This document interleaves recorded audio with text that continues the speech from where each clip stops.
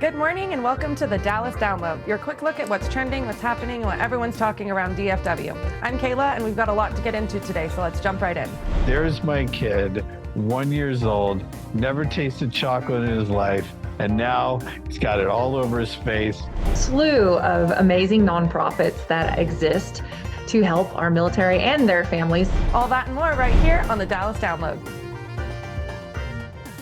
Imagine waking up in somebody else's body and it's your worst enemy. Swab follows a tiny woodland creature and a majestic bird who suddenly switch bodies and are forced to work together to survive. It's a fun, fast-moving story, but underneath it all, it really is about empathy, family, and seeing life from a different perspective. The film features a big cast, including Michael B. Jordan and Cedric the Entertainer, who plays a father at the center of it all. Cedric the Entertainer is here with us now. Welcome to the show, my friend. How are you? All right, good, brother. How you doing, man? I'm doing great. The story behind this blends comedy with a real message about empathy. What stood out to you when you first read this script? You know, I mean, I really love the idea of this, father-son kind of relationship. The son is kind of stretching out, trying to, experiment and find a new way in life. And his father that's trying to hold on to the traditions in which we kind of lived by and those things that he felt make them safe and that he would do as a father. And I think that, generationally, my real life is dealing with that. My son is that 25-year-old with bigger ideas than I had at 25 and the guts to go and try them sometimes. So you're like, whoa, I don't know if you can do that, right? And so I think that's what I really resonated with me is this idea that the generations after you always push the line a little bit further down the street. And the whole idea is about literally seeing life from somebody else's point of view. What do you think audiences will take home from that? I think it's very poignant to the times that we live in for all of us to be able to kind of embrace what it would be like to be in someone else's shoes, to be in their particular circumstance and understand that if I just had an opportunity to see it from that POV, I could be more tolerant. I could be cooler. I could be, more accepting of differences. And I think that that's really important that the youth see this, of course, that's the energy that, the animated movies are about, but the adults who take them to the movies will see it in their own adult way, these kind of themes that I think will allow for a great message, but a great moment of entertainment. And when this project came your way, what was it about Swap that stood out to you? I mean, really, I like the storyline of, again, of who this father was. I wanted that, we were expecting to be delivering a lot more comedy. But once I realized it was like, a kind of a sincere, discerning role, that was even greater. It was an opportunity to do something that was a little different than what I normally do. So, but, I love, playing these father characters, but this one was like, again, you understood that the comedy relief was going to come from somewhere else.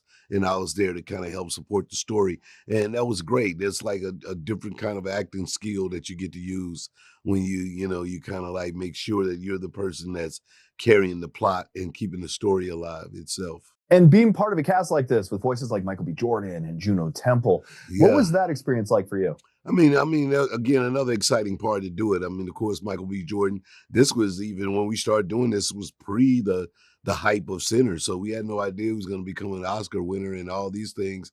So, but but he was just, a great talent, one that you knew had great potential of being a superstar. And of course, Juno is fun. I love Ted Lasso and her roles, and then Tracy Morgan's one of my great friends.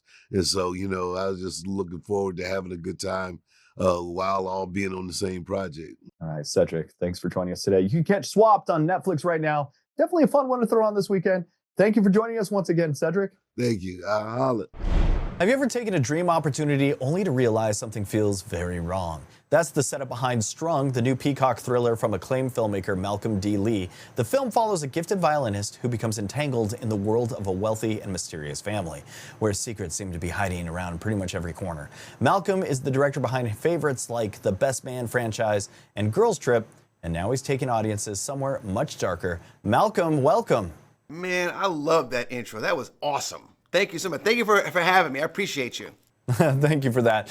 Strung starts with a talented musician getting what seems like the opportunity of lifetime. What drew you to the story and the tension at the center of it? You know, when I read Alan McElroy's script, I could not put it down. You know, it just was a page turner. I was talking to it out loud. It was speaking to me. I was speaking back to it, and I just said I gotta dip my toe into this genre of thrillers and this erotic psychological thriller. You've built a career directing comedies, dramas, and ensemble films that audiences really connect with. What was exciting about stepping into the thriller genre with Strung? You know, I think audiences still want to see these kinds of movies, you know, and I love the opportunity to do something different and outside of my comfort zone. And not necessarily outside of my comfort zone, but something different that I hadn't done before. And it was nice to not have to cut to the joke, you know, and just be able to tell the story with a different pacing, a different tone. And I want to challenge myself in that regard, get the right cast and get the right crew behind me. And this crew that I've been working with has been a crew that I've been with before and collaborated on many, many things. But to work with this cast was amazing as well. Chloe Bailey carries so much of the story as Layla. What made her the right choice for this role, and what did she bring to the character? You know, Chloe, I hadn't worked with before, but I knew about her, and I thought she would be a great asset to for this role. And when I saw her, and when we got to talking and we got to know each other a little bit more and work together, I was amazed by what she was able to do, because Layla has to do so many things in this movie and play so many different colors, you know, from being emotional to being vulnerable to being sexy and maternal. And all kinds of colors that she had to play, that I was just like, wow, she really, really brought a lot to the table. And I'm very, very proud of the work that she did in this movie. She's really, really talented. One of the things that makes this film work is the atmosphere and sense of there's something not quite right. How did you approach building that suspense without giving too much away? Yeah, you know, the thing is, everybody in this movie, every character in this movie is hiding something. You know, it's most, you know, emblematic by the little girl that she's tutoring, Zuri, with her actual mask. But everyone in this movie is masking something, whether it's trauma or grief or something to that effect. And I wanted to make sure that everything on the surface looked presentable and comely and beautiful and opulent. And so it started with the house. And you see this inviting environment that is a little antiseptic, but just like, oh, it's lush and it's beautiful. But underneath all of that, you find that there's some dark things. And looking at your career, you know, The Best Man, Girls Trip, and now Strung, what continues to inspire you as a storyteller, and what kinds of stories are you most interested in telling next? Yeah, you know, I am incredibly blessed to have the opportunity to get paid for what I love to do. And I want to keep challenging myself and bringing entertainment to audiences. That's the main thing. I like to have to entertain people and make them feel good, make them feel, you know, emotions one way or another.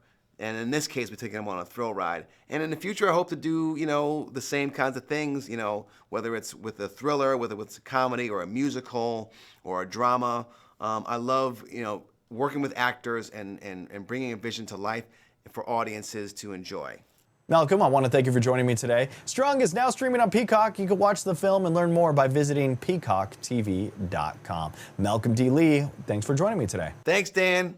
Summer is a great time to catch on the shows and movies everyone's talking about, but whether you're at home or on the road, Netflix has packed a lineup this season, plus some features that can help travel and family movie nights even easier. So joining us today is Vanessa Lachey, host of Love is Blind, The Ultimatum, and to share what's coming to Netflix this summer. Welcome to the show, Vanessa. How are you, my friend? Thank you for having me. I'm good. I'm good. That's good to hear. I hear Netflix has a huge lineup this summer. What are some of the movies and shows that you think people should be adding to their watch list this year? Ooh, well, I'm just excited to talk about all the fun things Netflix that people don't really know about. You know, I get an in because I'm always here and I'm boots on the ground here at actual Netflix. But coming up, we have Enola Holmes 3. That's going to come out July 1st. For the sports fans, the MLB Home Run Derby is going to be live July 13th, which is always fun for people to watch live.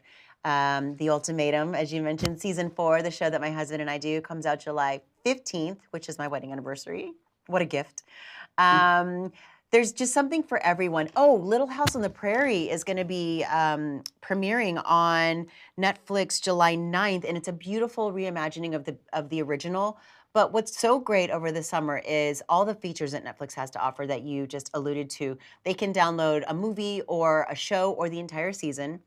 There's some really amazing remind me buttons because we all have a lot going on in our minds as it is, so we don't need to also think about when that show is going to drop that they're excited about.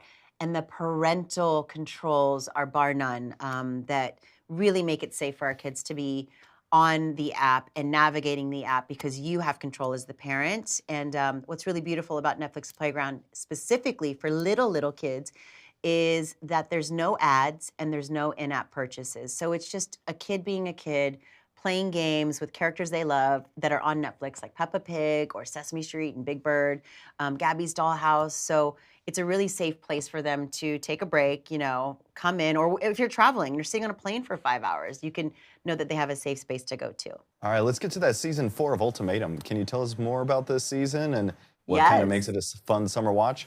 Oh my goodness. Well, I think that The Ultimatum is always a fun watch period, because every season is so different. And it's really a great way for people to watch these couples, how they navigate their relationships, how they navigate their trial marriages, and then when they get back to their original couple, and just kind of see what works and what doesn't work. Because I feel like so often we don't get the luxury of a third-person perspective in relationships. And when I watch it with Nick, we actually talk to each other. Like, did you see how they handled that fight? Or, oh my gosh, she was doing that. Would you do that? And you kind of clock what works and what doesn't work, or what's crazy or what's not crazy. And it's a great way for relationships, I think, to get stronger. Or you kind of see the writing on the wall and you're like, man, this person is like this in the show and I need to run, kind of thing. These are red flags that I'm not seeing, but he does the same thing or she does the same thing. So it's great that it takes real life into accountability. All right. And you also mentioned something about travel and how Netflix can make it easier. Can you tell us about some of the Netflix features or hacks that can make that easier? I was surprised when I was telling my friends how people aren't aware of downloading on the app. You don't have to have Wi-Fi all the time to be able to access Netflix. In fact, what we do in our household is before we have long trips when we're going coast to coast, flying or whatnot, is the kids sit down and they pick their favorite movie or shows and we download them prior. So I'm at home with my Wi-Fi, my strong Wi-Fi, we've got it on there. And then wherever you are, when you're traveling, it's accessible to you in your profile. So the kids will just click their profile and then whatever they've downloaded is there. And you can take it a step further and do the subtitles. So if you're, on a plane or if you're in the car and everyone's kind of got their thing going on, you can add reading to it and make it an interactive show, if you will. But again, the parental controls that I spoke about earlier, that's just a really big thing that I think is important for parents and for kids nowadays. Vanessa Lachey, I really want to thank you for joining me today to explore everything coming to Netflix this summer, including new series, movies, games, and family favorites. Visit Netflix.com or open the Netflix app to browse the latest releases and set reminders for upcoming premieres. Vanessa, thanks for joining me today. Thank you so much. I appreciate it. What happens when somebody who's already built a career in music and business decides to tell a different kind of story? Splash City is a new crime drama set in the city of San Francisco, exploring family, loyalty, and choices that changes a life. Today, we're joined by the film's executive producer, co-writer, and co-director, Berner. Welcome to the show. How are you, my friend? Thank you for having me. I'm feeling good. It's good to have you here. You've had success in the music business, your own personal business, but Splash City is your first feature film. What made this the right time to tell this story? I feel like I've already done so much music already. I've already done, I wrote a book, got the New York Times bestseller with my book recently. So I'm like, right now, film makes the most sense. It's like the next level of storytelling for me, I feel like. And this movie follows two brothers. They're trying to escape a very different paths. What about it, that relationship, that made you want to build a film around it? I feel like we all know a pair of brothers that go through different things. I have a brother, and I've met multiple brothers that have someone going down the right path, doing the right thing, and then someone just kind of influenced by the wrong crowd, right? It's something we all grew up with, at least if you kind of come from the streets, or you kind of come from a rougher upbringing. So I feel like we wanted to address that. And the whole period of time in San Francisco where the smash and grab was so real. It was a really big thing for quite some time in SF. And you centered all of this around San Francisco. And a lot of film and media, we get like the Olsen twins from Full House, we maybe get The Room, but you decided to do an authentic approach to attach to that city. What made you do that and why? I'm born and raised here. I feel like it's missing. Like, you never see the other side of SF. You either see, like you said, Full House, Mrs. Doubtfire, right. old school Cuffs with Christian Slater. It was all great. But one, it's a beautiful city. It deserves to be on camera. And two, there's a whole nother world that no one's even seen before. So that's what we're here for. You've worn a lot of hats on this project. You're executive producer, you're writer, co-director. What do you think you learned about filmmaking that surprised you the most? Everything. I think the biggest thing I learned was you have to have a great line producer. I learned that the hard way. But other than that, I feel like I learned just on how to fund a film, how to run a tight ship to get the shots you need done. I learned a lot about post, mixing, sound design, the whole nine. So I feel like we're gamed all the way up right now. And a lot of the time, you learn something when you start a film. If you could go back in time, whisper in your ear on day one when you're starting things out, what would be one of the little pieces of advice that you'd give yourself on day one that would make the project, filming, and everything much better or easier? Probably would have focused on the way to preserve the budget a little more. Like we did this film for $2 million. It looks like a $10 million film, honestly. Mm-hmm. The quality of it, the way we executed it. But I feel like I could have maybe kept that budget a little tighter. Okay. I should have paid attention a little more to logistics. Okay. Yeah. Do you have any advice for any filmmakers out there? Yeah, just take your time to plot it out. We went head first. We didn't really think about talent's going to stay here. We have to get them over here. We're going to shoot here. And tomorrow, I would rather just get the logistics all the way down first, Anything that you are working on next that we might be knowing about? Yeah, I'm working on a scripted series about my life, about cookies or whatnot, so that's going to be tight. It's with a pretty big studio. We'll announce that soon. I'm working on my next feature film. It's like a marijuana trafficking film, and maybe like a urban type horror. All right, I want to thank you for joining me today. Splash City is available now in select theaters across the country. Please go to their website and check out where you could find Splash City airing near you. Thank you. Thanks, bud. Appreciate it.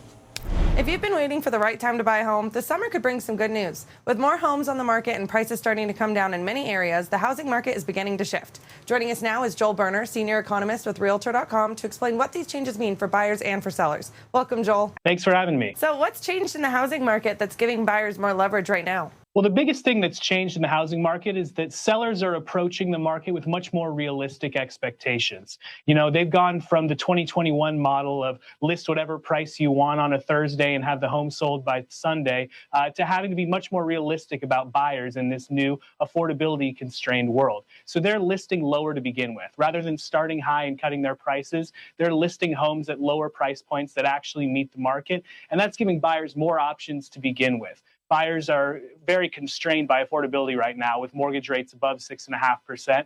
And so these prices lowering as they are across the country right now is really important for buyers and sellers to be able to meet and make a deal happen. But it really varies from market to market where you are in the country, who's in control, buyers or sellers. And Realtor.com recently introduced the market clock. What is it and how can it help people understand what's happening where they live? The market clock is just a simple way to understand what's happening in your market, who has the leverage, whether that's buyers, sellers, or if it's a balanced market. So every market in the top 100 largest across the country is placed on a clock face, either at 12 o'clock, which is a pure seller's market, 6 o'clock is a pure buyer's market, and 3 and 9 o'clock are balanced markets, but moving either in a seller's direction or a buyer's direction. So what this does is it tells you who's in control of the market right now and where that's likely to head in the coming months. And how are things shaping up in our local housing market? Yeah, Dallas is at a 2 o'clock. It's in a balanced housing market, just tipping out of seller's territory. So what that means is that sellers are going to have to be more realistic about prices. And buyers are going to have a little bit more opportunity to buy at a pace that's really meaningful to them. So they don't have to skip that inspection. They might not have to get into a bidding war, and instead they can have a bit more leisurely pace of sales when it comes to making their home purchase. So in Dallas, prices are starting to soften, and we're seeing it move in a buyer-friendly direction. And what advice do you have for people who are thinking about buying or selling a home this summer? Yeah, for sellers, it's really important to understand that things have changed, that you're going to have to price more realistically, that there are fewer buyers out there than there were a few years ago because buyers are so constrained by affordability. So price realistically, price to sell the home. We've found that it's not as good of a strategy for getting your best sale price to list high and slowly reduce prices as it is to just come to the market with a price that will sell. And for buyers, it means that you've got a little bit more room to get those inspections done and to really find something that meets your budget. So as a buyer, be ready with all the information that you can about your market and about your own budget so that when something hits the market that meets your needs and meets your monthly budget, you can pounce on it right away. And finally, where can people go to learn more about the market clock and the latest housing market trends? To learn more about the market clock, including the methodology and the quarterly report, you can go to realtor.com/market clock or realtor.com/research for even more research on the housing market. Joel Berner, thank you so much for joining us this morning. Thank you for having me. Leaving the military is a major life change, and every year thousands of veterans begin the search for a civilian career. While those skills are incredibly valuable, translating military experience into the workplace isn't always easy. Joining us today is Merideth Erickson from Capital One to share resources and advice for veterans and their families. Welcome, Merideth. Hi, thanks for having me. Doing great. So what do you wish you had known when making the transition into a corporate career? Oh, there's so many things, but I think one of the top things is just knowing you have transferable skills, right? Like if you're transitioning out of the military, chances are you have a lot of the skill sets that we need in a corporate environment that just might not be 100% apparent to you at the time that you're leaving. You know, our military are known for having great leadership skills, adaptability, you know, quick decision making in stressful environments, and the ability to work autonomously in unsure environments. So all those are great things that we still need within our corporate mission. And can you tell us about hiring our heroes and some of the other resources available to veterans and military families? Absolutely. So there are a slew of amazing nonprofits that exist to help our military and their families in the transition over to their career lives. One of those that we've been partnering with since 2011 is Hiring Our Heroes. It's an amazing organization that takes people as they're transitioning out of the military, as well as spouses, and gives them roles within our organization, allowing them like firsthand experience in a corporate environment before they get out of the military. So it's kind of like a test drive of the corporate environment, if you think about it. And it's super beneficial because they're getting to work alongside experienced professionals. They get real-time feedback, and they also get to experience the culture of a corporate environment before exiting the military. And what can employers do to better support veterans and their families during the hiring process? It's a great question. And every employer is different, right? Not everyone has the resources that we have at Capital One, but everybody can do their best to try and, you know, provide those benefits that they can for those people that are transitioning in the military. You know, we have dedicated recruiters here at Capital One that, you know, look for military talent, that really understand, you know, how to read resumes.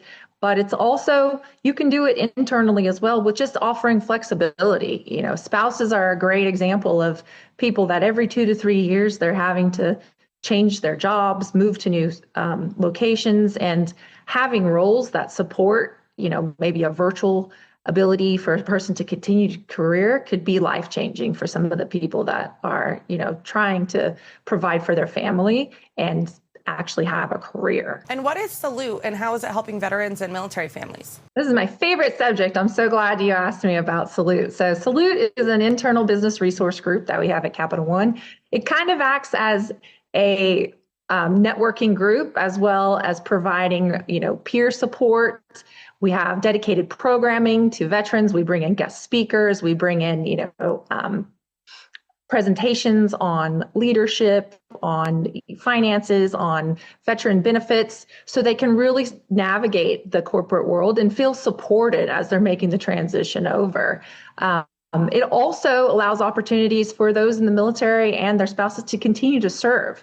We have you know, amazing partnerships with a whole lot of nonprofits that we work with Capital One, and our Salute members just last year alone, we're able to serve over 45,000 hours in volunteering in the community that they all live within. So some great things in Salute going on. And finally, where can people go for more information? Obviously, the internet is your best friend. There are tons, like I said, of nonprofits out there that help with transitioning, whether it's, resume help, finding a mentorship with an organization. Here at Capital One, the best place to go if you're interested in what we have is to go to our Capital One careers page and look under our military section.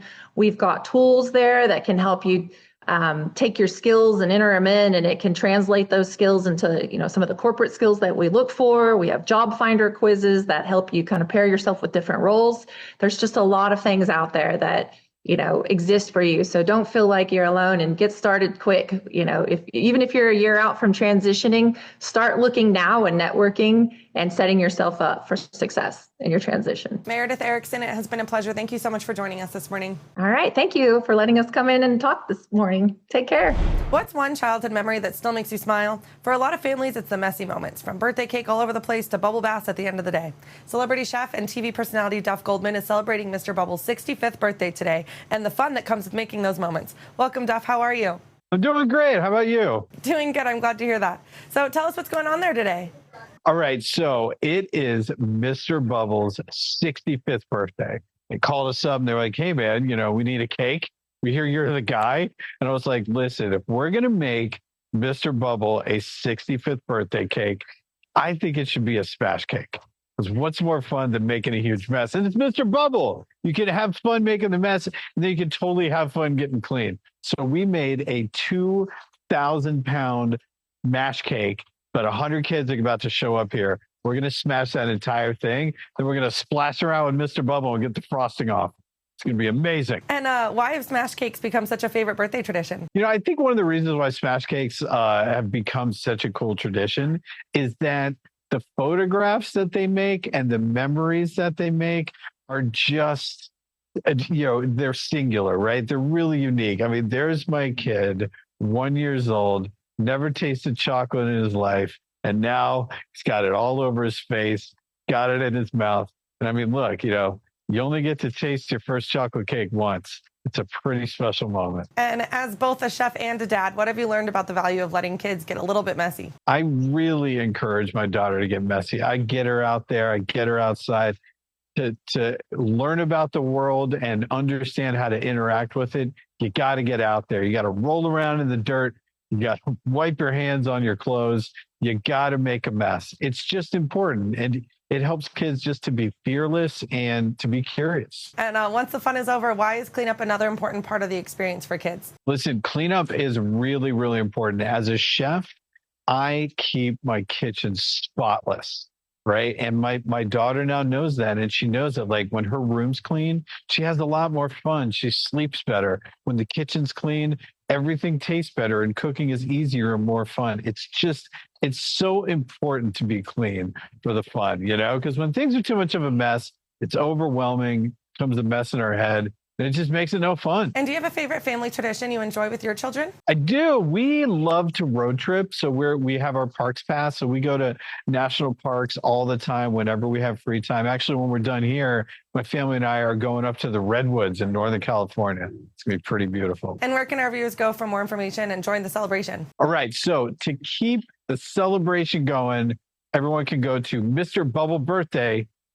Duff Goldman, it has been a pleasure. You go get messy out there, and thank you for joining me this morning. Awesome. Thanks for having me. And that's going to do it for this edition of the Dallas Download. Thanks for hanging out with us. Be sure to follow along for more stories, more trends, and even more from your own city. We'll see you next time on the show we like to call the Dallas Download.